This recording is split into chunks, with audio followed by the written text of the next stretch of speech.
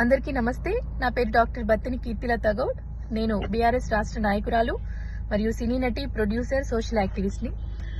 ఈరోజు మహిళా మంత్రి అయిన కొండా సురేఖ గారు ఒక మహిళ గురించి మాట్లాడిన మాటలు చాలా సిగ్గుచేటు.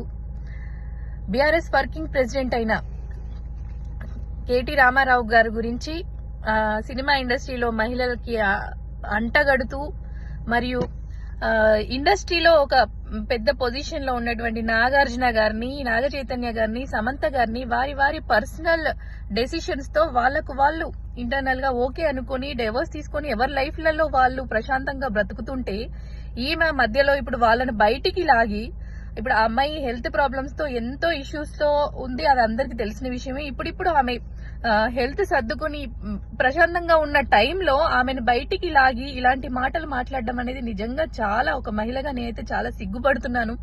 అసలు నాగార్జున గారికి, నాగ చైతన్య గారికి పంపించమని చెప్తే వాళ్ళు వెళ్ళమంటే ఈమె రాలేదు అని నిజంగా నా నోటితో మాట్లాడడానికి చాలా బాధ అవుతుంది.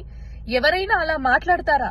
ఎంత ఇట్లాంటి మాటలు ఎట్లా మాట్లాడగలుగుతున్నావమ్మా కొండా సురేఖ గారు? మీకు కూడా ఒక కూతురు ఉంది కదా.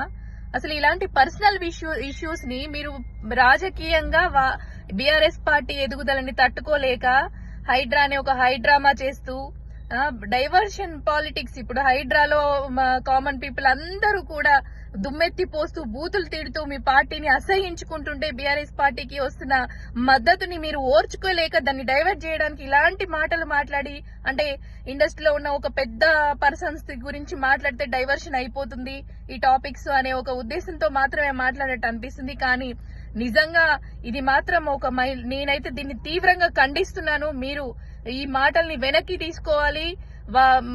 ఇండస్ట్రీలో ఉన్న నాగార్జున గారికి, నాగ చైతన్య గారికి, సమంత గారికి, కేటీ రామారావు గారికి కూడా మీరు తప్పకుండా క్షమాపణలు చెప్పాలి. మీ మీద ఖచ్చితంగా పరువు నష్టం దావా వేయాల్సిందే. అసలు మీరు మంత్రి పదవికి కూడా పనికిరారు. ఎందుకంటే ఒక మహిళగా ఎమోషన్స్ ని ఒక మహిళగా మీరు నిలబెట్టుకోలేకపోతున్నారు. ఒక మహిళ గురించి ఏం మాట్లాడాలి అని మినిమం అవగాహన లేకుండా మీరు మాట్లాడుతున్నారు. మొన్న మీరు కన్నీళ్లు పెట్టుకుంటే మేము చూసాం. మేము కూడా ఏ పార్టీలో ఉన్నా మేము కూడా బాధపడ్డాం. ఎందుకంటే ఇలాంటి మాటలు ఎవ్వరు ఏ పార్టీలో ఉన్నా మాట్లాడకూడదని ఎంతో బాధ్యతగా మా పార్టీలో ఉన్న ముఖ్యమైన లీడర్ గా మా హరీష్ అన్న వచ్చి దీన్ని ఖండిస్తున్నాము, ఎవరు చేసినా ఇలాంటివి హర్షించొద్దు, ఎవరు ఇలాంటివి చేయొద్దు అని కూడా ఆయన ఖండించడం జరిగింది. అంత పద్ధతి గల పార్టీలో అంత పద్ధతిగా బిహేవ్ చేస్తుంటే మీరు అనవసరమైన పర్సనల్స్ ని ఎందుకు బయటికి లాగుతున్నారండి? రాజకీయాన్ని రాజకీయంతో చేయండి, రాజకీయంతో మీరు విమర్శించండి, విలువలతో కూడిన రాజకీయం చేయాలి. కానీ ఇదేందండి పర్సనల్ ని ఇది చేసుకోవడం? మొన్నమో ఒక ఎమ్మెల్యే వచ్చేసి కంగనా రనౌత్ని భోగం ఆడే మహిళ అంటాడు. ఇవాళనేమో మీ పార్టీకి ఎలా పడితే అలా మాట్లాడటం అంటే ఒక మహిళలై ఉండి మీరు ఖండించాల్సింది పోయి అలా ఎవరన్నా మాట్లాడితే అలా అనకూడదు అని చెప్పాల్సింది పోయి మీరే మాట్లాడుతుంటే ఇంకా అసలు ఏం చేయాలో కూడా అర్థం కావట్లేదు.